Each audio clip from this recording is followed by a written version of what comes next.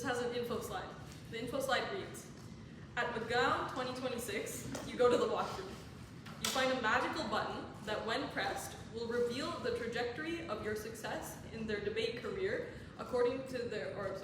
will reveal the trajectory of one's success in their debate career according to their actions and intentions prior to pressing the button. This means that in theory, it is possible to change the trajectory due to the knowledge you gained from pressing the button.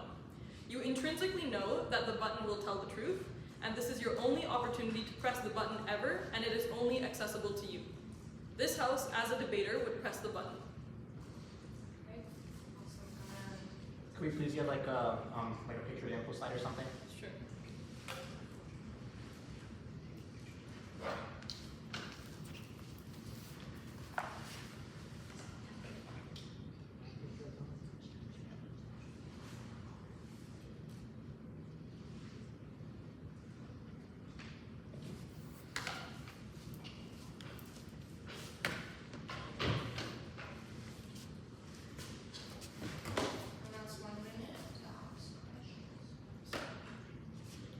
Good? Okay, so you say according to their actions and intentions prior to pressing the button, you will get this kind of information. So what kind of actions and intentions are you even talking about? What does that mean?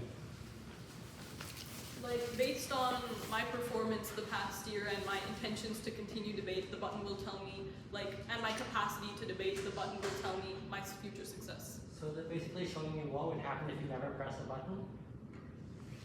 Yeah, your success in debate throughout your career. Based on your intentions prior to pressing the button.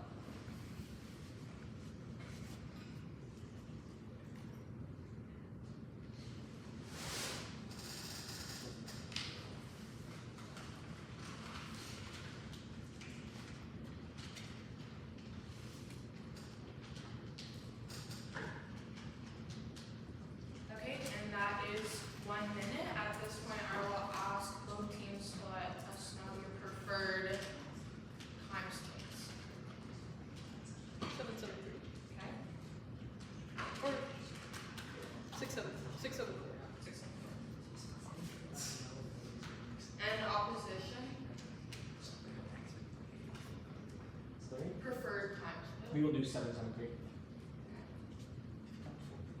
Okay, awesome. Then at this point, I will call on the Prime Minister to begin her remarks, not exceeding 6 minutes, 1 minute protected time, and 15-second grace. Here.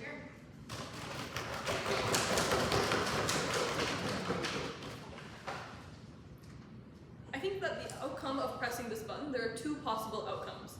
One is if you find out that the outcome of your success in your debate career is one that you are satisfied with, or two, it's an outcome that you are unsatisfied with. We believe that this debate will mainly affect the latter of the outcome of the two, because in the first one, where it's a debate you're satisfied with, then you'll continue what you're doing and you'll probably try to fulfill that outcome and be enthusiastic to continue your debating career. If opposition wants to clash with this, they can. And I think that on off government, we have a push where you'll start engaging in debate to the extent that it only makes you happy rather than trying to overcommit and overly trying something for something that you won't achieve if that is your goal. So firstly, our first push is going to be on knowledge and the general comfort of knowing. I think humans innately have a desire to know the outcome of our efforts. We want to know what the future will hold for us. This is true for a number of reasons. For one, we do things with the intention of shaping our future, right? I try to go to practice with the intention that I will be able to succeed a little bit better at the next tournament. This means that we want to know what our future will hold for us because we value the security. We value the knowledge that our efforts have actually led to something good or have led to what I wanted it to lead to. This means that this means a couple things. One thing is that you know that you had the chance to press the button, and if you go along and you don't press the button, this is going to haunt you forever because throughout the next year as you debate, you'll wonder what's in store for you next, and this is probably probably going to be a major cause of stress. Like I think we generally have a lot of stress in the future when we don't know what it is, because we are so worried. We care about our future self, so we stress about our future selves because we're like, oh my gosh, I'm taking these actions, but are they actually going to become fruitful in any way? Similarly, in debate, if I'm like committing to debate, I'm going to practice twice a week, I'm like sparring on connections regularly because I really want to do good at debate, and I find out that it's like not going to result in anything anyway, I will be able to like better use my time, and I'll actually have the security of knowing what the outcome of my things are. And this also goes to our like first idea of how this is mainly going to apply that latter group of people who are unsatisfied with the outcome. The other thing about this is like we still, even in like a world where we didn't push the button, we still like naturally try to gauge our future success in debate by like comparing our performances to others maybe who were like, when a very successful debater was a novice, how successful were they? So then we can also see, oh, maybe like if I'm at this trajectory right now, what will my future look like? So in this way, this also like proves to our mechanisms as to why you will care about your future and why you actually like want to know the outcome of what you're doing. Even in a world where you don't press the button, you'll kind of want to know and gain an understanding of your performance in the future, and based on your skill right now, based on whatever potential you're demonstrating, your capacity. The difference now is that you actually get to know this knowledge on our side of the world. You get all the security of like knowing your outcome, and this will lead into my second point about being able to then optimize your time, right? If you know that you won't achieve like immense success based on pressing the button, you will then be able to treat debate as such, right? Maybe like if I know that even if I like continue what I'm doing, I'm not going to achieve an outcome that I am satisfied with, I won't prioritize debate over other things. I know like, okay, maybe I don't need to go to debate twice a week, I'll go once a week, because of the fact that I know like it's not going to have a large impact, or I'm not going to achieve my desired result anyway. And I think like one reason that you'll still continue to engage in debate is probably because you still enjoy debate intrinsically. We enjoy debate because we like the like intellectual back and forth, because we like the community that we found in the debate. So in this way, like you're not just suddenly going to lose all hope for debate or like enjoyment just because you find out it's an outcome that you're unsatisfied with. The only difference here is that debate may take less priority in your time, and you will have the autonomy to actually engage in what you want to engage with, which will have an impact on your future, rather than wasting your time on something when you know that the outcome isn't something that you're going to be satisfied with. Yes? Okay, so if under your side of the house, you are told that because you will work hard, you will achieve good things, but then you stop working hard because that is essentially given, how is that a good thing? No, you will not stop working hard just because that is given, because of the fact that like you know that if you stop trying to do things, then you won't achieve the success in the first scenario that I gave you, right? Like if I am a debater and I've been like regularly practicing, I like know that I have these ideas, and I find out that I have the capacity to actually become the debater that I want to become, I'm not just going to suddenly be like, oh, like let me like start slacking on debate because I'm not going to achieve the success I want. I'm probably still going to continue, or I might even be more enthusiastic about the debate because I know I will achieve my goals. Furthermore, like if they try to argue that, oh, you're suddenly going to drop debate because you know that you're going to achieve your goals, I think like one of the main reasons we debate in the first place is because we enjoy the action of debating itself, not because we enjoy the result of debating or the result of like winning any tournament. So in this way, you're not just going to like suddenly slack off on debate because you think you'll do it. Furthermore, if you notice that you aren't like succeeding in tournaments that this button has told you, then you're also going to like realize that, oh, frick, I need to lock in if I actually want to achieve my potential that the button was telling me I have. Thirdly, very quickly, I think Ben will expand on this, is about like you prevent future disappointment and you just like simply live that down right now. If you have these like lofty dreams about debate, but then you find out that you won't achieve them, you'll prevent like the disappointment, the future disappointment, and like the elongated disappointment as you're like ending your debate career and you realize like, hey, I'm not actually achieving my goals. You prevent that disappointment, and you also prevent the time wasted, as I told you in my previous push, where like rather like grinding of like thoughts on future success, you'll be at peace with your capabilities because you found out that, hey, based on my capacity to debate, based on my intentions and my like practice that I've done so far, this is what I know that will happen and hold for me. And since I probably don't have a very huge capacity to change that based on my abilities, then I'll be at peace with that result. So in this way, for these kind of three reasons I've given you, we would want to push the button and find out our debate success. Thank you so much to the member for her remarks. I would now call upon the leader of the opposition to deliver a constructive speech not exceeding 7 minutes. Here, here.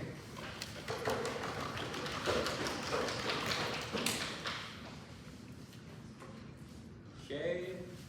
Hey, just to give you some very, very brief thank yous. I want to thank our great community of UADs. I want to thank the TD for this tournament, and I also want to thank my partner Bruce for debating with me. All right, I'll begin in 3, 2, 1. Opposition's path to victory in this debate is going to be two things. Number one, we're going to show you how this is going to be killing your love of debate. You're probably not going to like debate as much after pressing this button.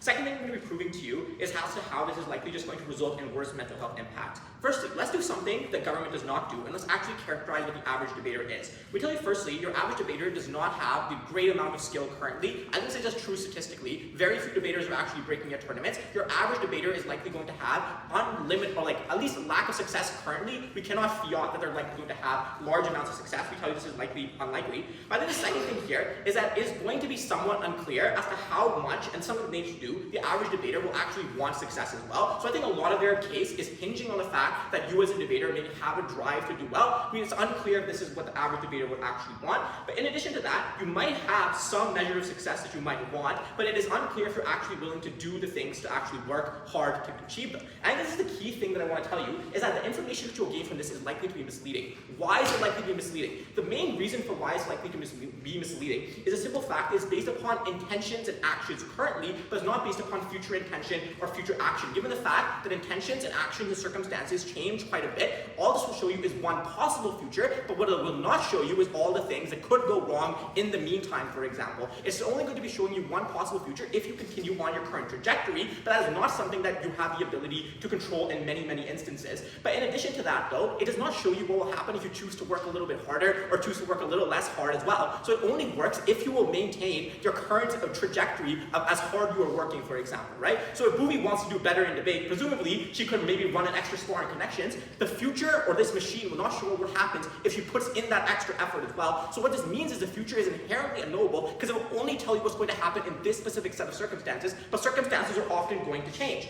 Now, what will this not tell you anything useful? I already mentioned only at this point in time, but the second important thing here is that part of this, as I mentioned, is just going to be your perception, i.e. what you would want to do, not what you're actually doing. So people tend to have a very idealized view of success, for example. So this is a debater who just wants to do well. It's unclear whether or not they're actually going to be putting in the hard work to do so. So what this might show you is a possible future where you may remain committed to debate, but does not show you, for example, what will happen if you actually put in more effort, for instance. But then the third thing here is under our side of the house, you can change the future, right? So for instance, under our side of the house, you can want to try harder, for example. You can still do that. But the important thing I want to frame here is that your average debater is somebody who is in university. We tell you in life, university is something that is an inherently chaotic period of life in your time. We're talking about, for example, if you have classes and coursework on top of that. You might have outside career trajectories that might interfere with debating. We're talking about the fact that you might want to go to med school and you might want to do volunteering instead of debating instead. We're talking about the fact that you might want to do some kind of business internship.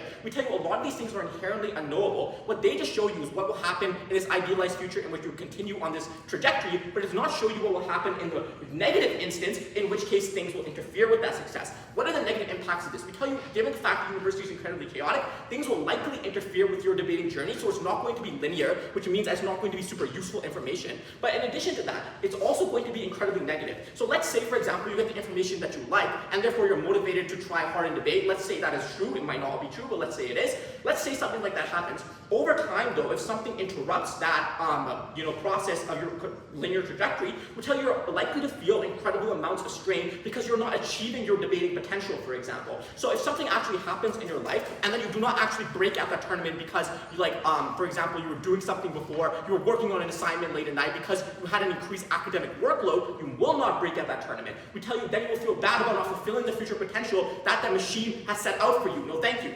Now, what is the second claim here? Actually, I'll take the POI. Go ahead. Okay. Why would someone care about losing one tournament if they know in the long term they're going to succeed because of But you can't feel that they're going to concede into the long term. That was just one example. It was just an example of the fact that shit often happens in life. You have no control over this stuff, and this machine does not take that into account. That was not modeled in your first speech. What this means is you're likely to have horrible mental health impacts at the point in which you're not fulfilling your potential. But the second thing here I want to note here is that this also results in like a lack of agency coming from your side of the house. Given the fact that your average debater will probably not see something that is super good, they might have conceptions of success that outstrip how hard they're likely to work. It's unlikely then that they feel like they're fully in control of the things that they see, for instance. So the person who is pressing this button does not have epistemic access as to whether or not this is something that is inherently like destiny, for example, or if it is one of possible futures. It's unclear if this person actually knows this. Given this, then this person might just feel like they're struggling against potential destiny, struggling against potential for failure that they have no ability to control. Therefore, under their side of the house, they have to contend with this harm as well. But secondly, this is likely just going to harm your love of debating. Right? We tell you that the people debate for a variety of reasons, but we tell you one major factor of debate is the fact that it is a competition, and it is a competition that is inherently subjective. So I think a lot of parts of enjoyment of debating come from the fact, or come during the times where things are unknowable, that there is a high degree of ambiguity, where you don't know if you're going to win this tournament or not. I don't know what's going to happen in my next tournament or the tournament after that. I don't know if my, a lot of these things we tell you that people get some kind of carnal thrill from, and a huge dopamine spike when they do actually win, even through that ambiguity. But the important thing I want to note about ambiguity here is that under our side of the house, we get greater levels of ambiguity, which means that people are likely to enjoy debate. But in addition to that, we tell you that you're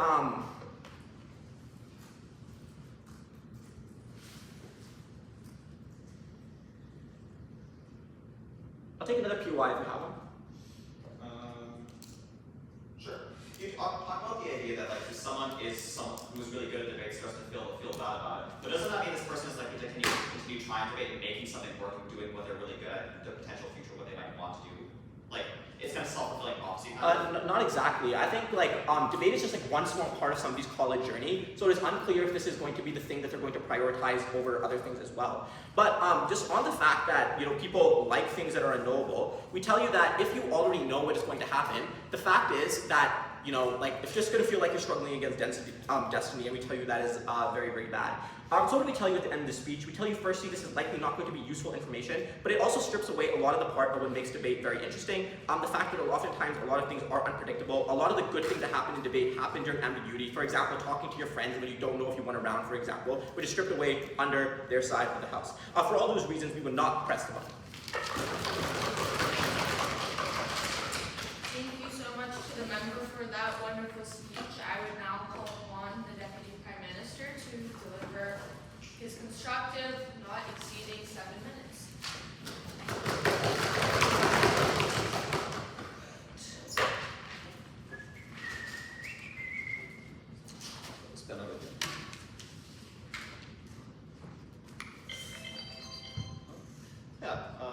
I'll start off with some thank yous as well. I think this is a pretty nice tournament. I kind of like the topics and the things you run. Shout out to Set in Motion last round. I want to say thank you to UCDS for doing a pretty good job of training me and my partner and where we are in debate. I'm really thankful for that, and I want to give a special thanks to my partner Bhuvi for being the best partner I've ever had. All right, I'll start my speech in a little moment. All right, ready? 3, 2, 1. All right, I'm going to start the speech with a bit of clash, and then I'll go to our last point on side government. Well, I think we should probably win this debate. All right, side opposition tries to spend most of their speech telling you why this is going to be a pretty bad button at predicting the future. They tell you the idea that, by just knowing your current status and your ideas at debate, that somehow that this isn't useful information because something can change in the future and this can magically happen. Sure, fine, the future can change, but obviously it's still useful information if you know how good you are currently and what this looks like and what it might look like in the future, right? And I'm going to back this out in a few points, right? First, I want to back out the fact that, inherently, the skill at debate is not something that is a mix of both inherent skill and your ability to develop skill, right? Some people, even if they tried for 10 hours at debate, would probably be pretty terrible at debate, versus some people who are very good at debate are just naturally good and will probably take that 10 hours and be way better, right?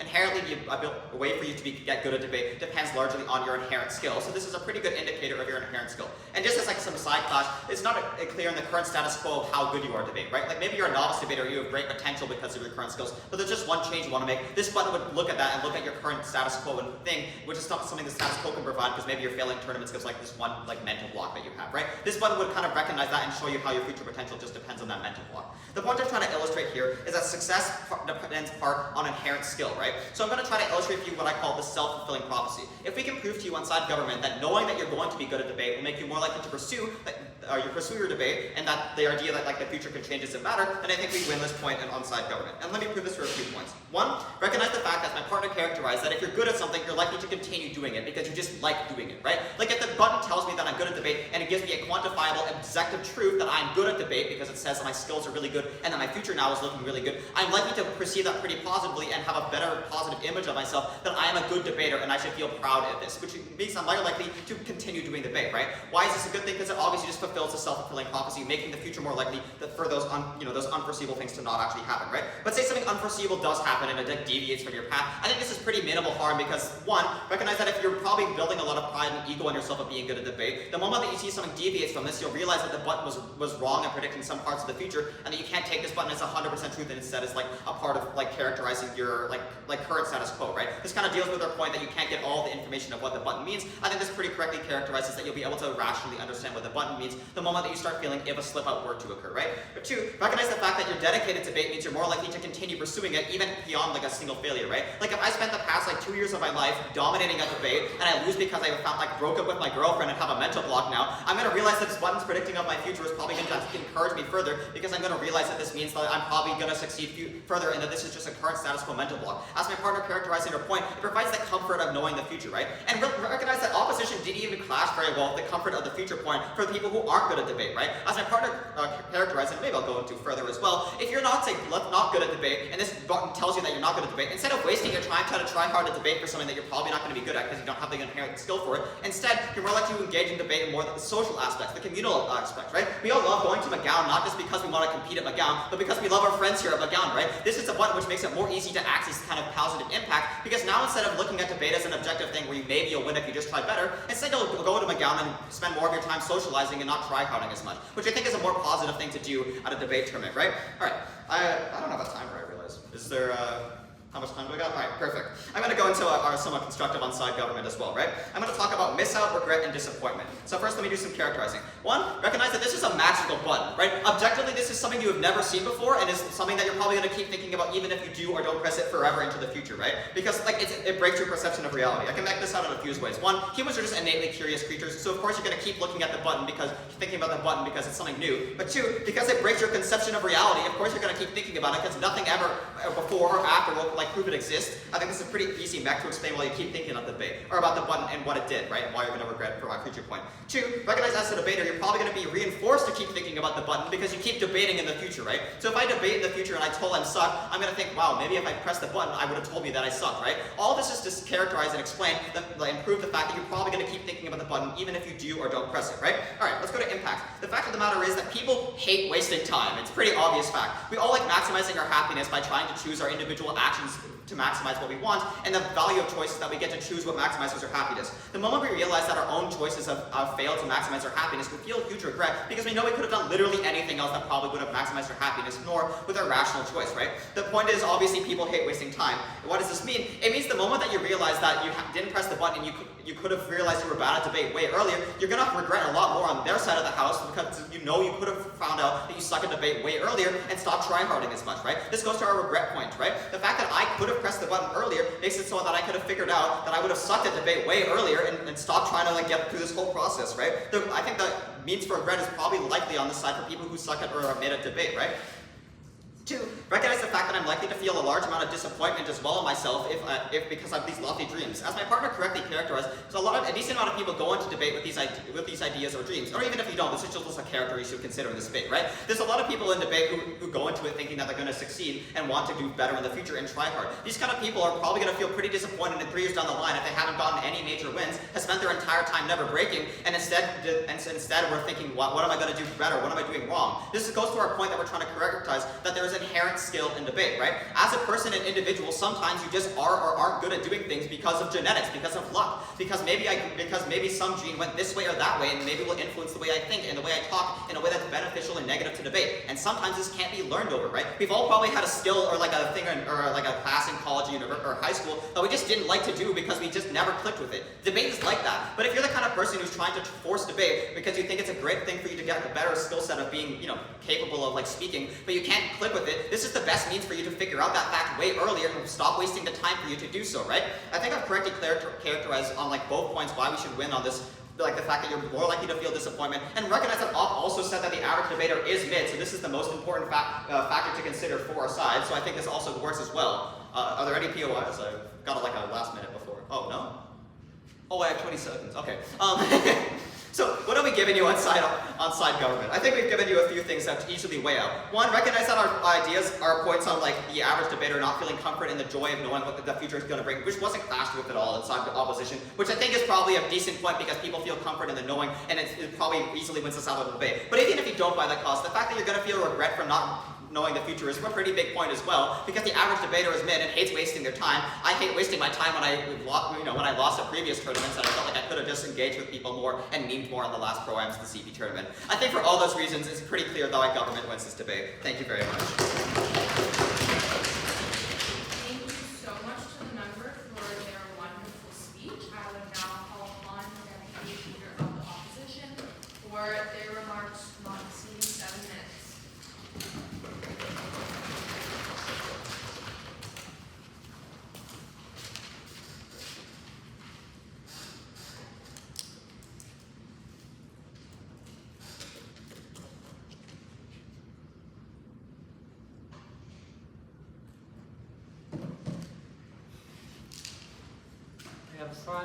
Before I start, I would also like to thank especially my partner Saim. He's definitely been hard carrying, but it's been so much fun debating with him. I think I just get better by debating with him. Amazing partner, thanks you so much. Also, thanks you ads. Like, I've been with you for 4 years, and it's definitely the highlight of my university. It's made life so much better.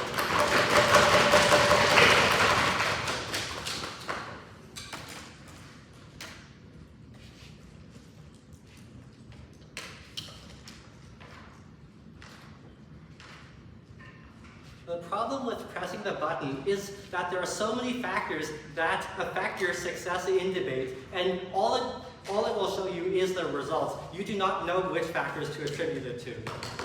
A lot of government's case depends on the idea that, oh, you're inherently capped in your potential in debate, or you're inherently destined to be able to succeed in debate just based on your genetics. They just assert this. They do not really recognize why this is true on their side of the house. And I do not think this is intuitive enough to just credit this assertion. Like, it is not clear why your genetics, of course it plays a factor in how sociable you are, how good you are at like thinking fast on your feet, how good you are at like reasoning. However, a lot of these things are far more influenced by how much practice you put in. I think genetics and like natural talent is far more of a factor, like when you start, when you're a knob. Like, I've seen knobs come to their first meeting and give like amazing speeches. I've seen like people who can like barely stutter a sentence at all. But over time, like when you put in a lot of work, when you put in a lot of practice, we see these differences end up equaling out. Like, to be able to get really good at debate, to be able to break at a very high level tournament, I think genetics makes up a very small proportion of the factors that matter. Whereas like things like especially how much work you put in or how you study debate means a lot more. And the second thing is, I think luck is also a huge factor. However, this button only shows you the result. It shows you which tournaments you go to, the ones you win, the ones you break at. However, it does not show you the reason why. So maybe you could have won if you just put in a bit more work. Or maybe if you believe government's case, you cannot win because your genetics makes you only so good at debating and you can't go above that. However, it's not clear from just seeing the result which of these factors is the reason for your successes or failures. Therefore, it is unlikely that actor would, actually it's impossible for the actor to use this information well. So like there's two cases, if you have a good outcome or if you have a bad outcome. If you have a bad outcome, on one hand you might be incentivized to try harder at debate, but like if you believe government's, like you're held back by your genetics, this would leave you putting even more time, wasting even more time in debate for a result that is impossible to you. Or on the other hand, like if you just end up not winning because of bad luck, or because your current trajectory isn't good, and you like misinterpret this to think like you're inherently bad at debate and it is impossible for you to win, you lose out on a really good opportunity. Like in the status quo, you might be able to change your trajectory, you might be able to improve. However, on their side of the house, you might just end up engaging less in debate or even quitting. I think they do not prove why the actor is going to use this information well in a way that is, so like all their benefits, I think they're just as likely to be harms, and because of the symmetry, this goes to opposition. They do not engage with our characterization of the average debater as someone who is not like super competitive, like they probably, and they're not like super talented. The average debater probably isn't going to win WUDIC or even go to WUDIC. They probably are mainly here just because debating is fun. And I think that is the most important case because that is a majority of people, which is therefore the actor most likely has these incentives. So like the competitive result is just one small factor they care about in pursuing debate. However, what my partner told you is because you do know the result that's going to happen, this takes away the fun in debate. I think this is true of all competitions. Like if you know you're going to win this tournament, like if I knew I would win this tournament, first of all, I think it would ruin the excitement and fun out of winning if I do win. And secondly, I think it just really messes up your mind. Like they say, oh, you're not just gonna take it easy if you see you're gonna get a good job. I think this is impossible to prevent. This information just screws with your mind. I think it's impossible to completely ignore this information and continue on your original trajectory. Actually, before I continue, I'll take the POI. People like succeeding in things that they know they're good at. Why would I take the fun out of the debate if I'm succeeding at debate because I'm good at debate? Because of the unknowability of it. If you know that you're gonna win WUDIC and then you go win WUDIC, you already know it's gonna happen. You think it's guaranteed. So when you get that, it's not nearly as high of a reward for you. Whereas if this does not happen, you will have, and you get good vision, you're going to have really high expectations on yourself, and you will feel bad for not being able to achieve this, achieve your expectation. The only result a good button vision will give you is it will mess up your expectations, leading to far more mental health impacts. Okay, on to the butterfly effect. The moment you press this button, the timeline diverges, and anything could happen. Debate is based on many factors, not just the skill, and not just the effort you put in. It is also highly based on luck. What motion you get, what side you get, the team you're slotted with, the judges, maybe even their mood that day, anything could happen. And because of the interconnected nature of the debate circuit, maybe you go to one more spar because you see you're gonna do well, and then you spar with someone and you inspire them to try harder or to try less hard, and then they lose a round and you don't meet them in the tournament. Anything can spiral out of control and totally change the result of the button. This could be the difference between you winning a tournament or not winning the tournament, or maybe not even breaking. Due to the unpredictable nature of the future and due to the fact that this knowledge changes your trajectory as soon as you press the button, and since this is over multiple years supposedly, and assuming that you're trying to be really competitive, this will just be misleading information. In the vast majority of cases, it will take the fun out of winning tournaments because you know the results. It's going to screw with your mind. When you're prepping, if you know you're going to win this round, this definitely screws with your mind. And even if you try to ignore this information, this will definitely affect your performance.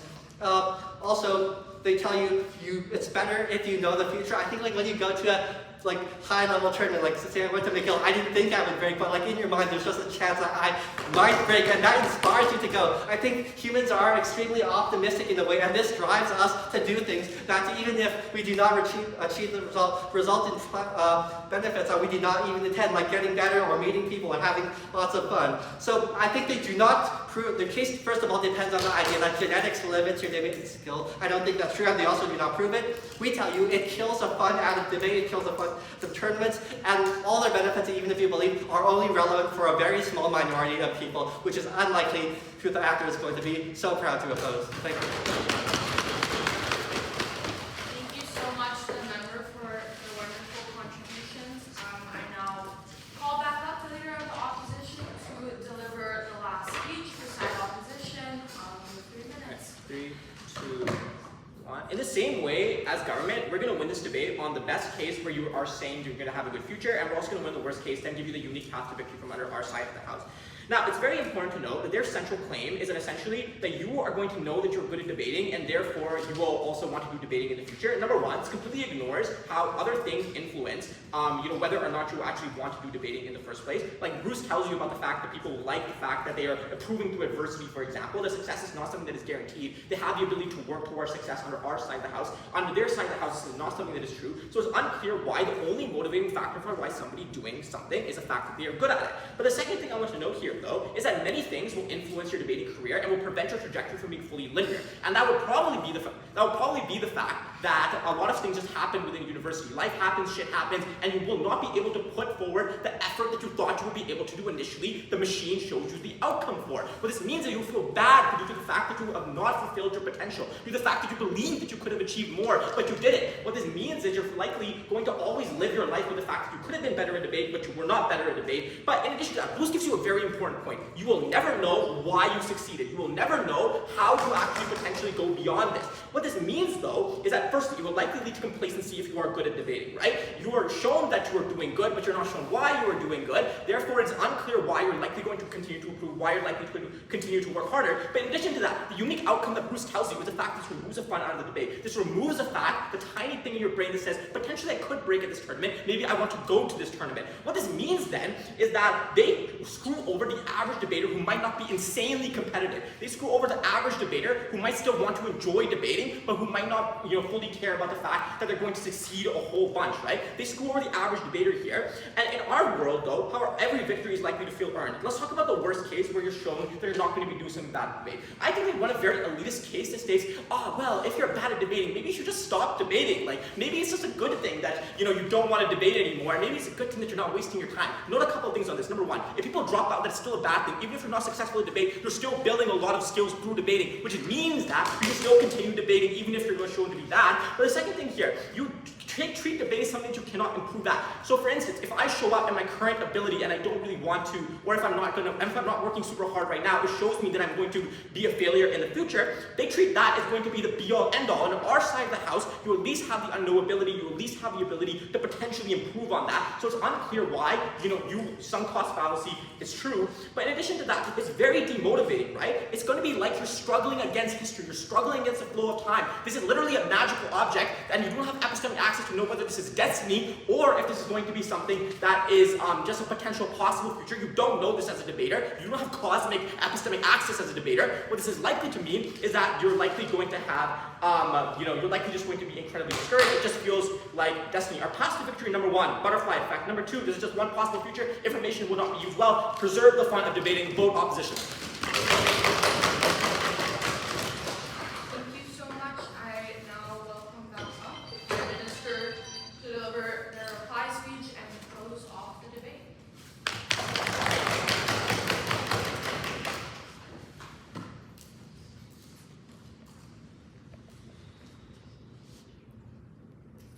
To have won this debate, they need to prove why this not knowing is going to be so much better than knowing. I think we tell you a lot of reasons why knowing is going to benefit you as the average debater, and I don't think they really tell you why it's going to be so much harmful, and they don't actually tell you why it's probably better to not know. Let's first start with a bunch of class. So one of their main points is about how you're going to kill the love of debate because now you've lost this unknowingness because we think we love debate because we don't know the outcome. I think the actual joy in debate comes from the action of engaging in debate and engaging with ideas that you want to pass around and going to tournaments and going and hanging out with your friends and being able to talk to near strangers about going into depth in these ideas which you never access in any other activity to you.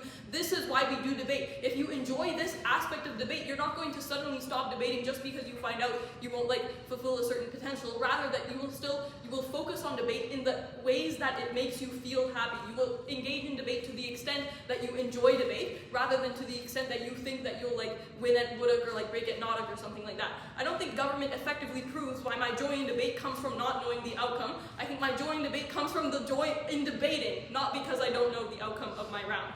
The next thing they talk to you about is about how university is a chaotic time, so now you'll have worse mental health if you know that, I didn't actually fulfill my potential in debate. I think that rather you'll probably still have compassion for yourself. You'll recognize that you did other things. It's not unique, plus it's not unique to this knowledge that you didn't fulfill your potential that you'll still be sad. You'll still be sad that you didn't win in general because that's what you wanted to do. They don't prove why this sadness is more unique to not winning in general. They tell you you're sad because you didn't win your potential. They'll tell you you're sad because you didn't win in the first place.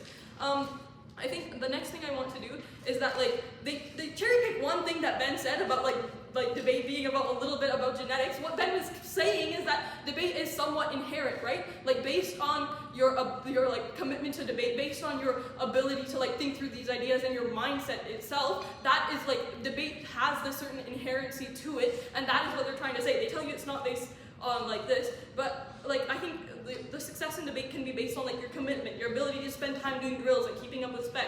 The button is going to take all of this into consideration based on your current like goals and your based on your current like commitment to debate. The button will tell you like how much work you're going to put in and then the outcome of that action. They completely miss this point in their case. The next thing is about like how it only shows you the result and not the reason for your success or failure. That's like not even what we're talking about. That's not our case. I don't understand how this is relevant.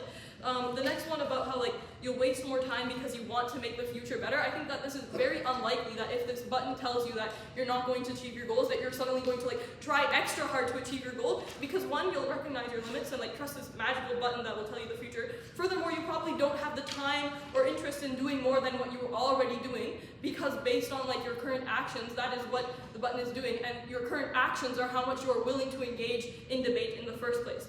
The next thing about the butterfly effect and how like it depends on the motions and draw and like somehow this will screw with the mind. I don't think they like particularly explain how this is relevant, one, to this like to this debate in general, and furthermore like the McGill like draw and motions aren't going to change. It's not like because I got this axis I'm going to suddenly like change the motions or draw and like this will like suddenly go negatively. Furthermore, they don't prove why the butterfly effect has to go negatively. The butterfly effect could also result in a positive effect where now like because I know this axis I like engage into more, I'm more enthusiastic, and that actually makes me better at debate. They take it at their worst case only.